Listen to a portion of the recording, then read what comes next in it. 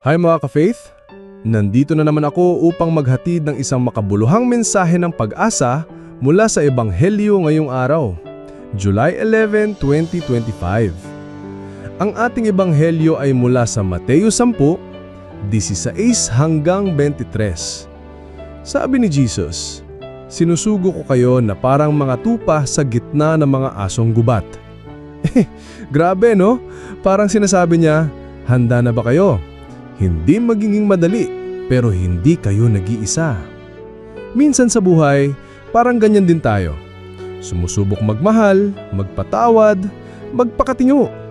Pero ang kapalit, pagsakit, panghusga, pag-iisa. Pero huwag matakot, dahil sa gitna ng lahat, may Panginoon na hindi lang nanonood, siya'y kasama natin. Ngayong kapistahan din ni Saint Benedict Abbot, alalahanin natin ang kanyang motto, Ora et Labora, magdasal at magtrabaho.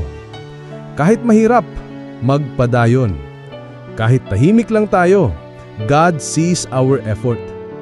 Kaya mga ka-faith, kung napapagod ka na, tandaan mo, ang tunay na alagad hindi sumusuko dahil ang Diyos ang nagbibigay ng lakas.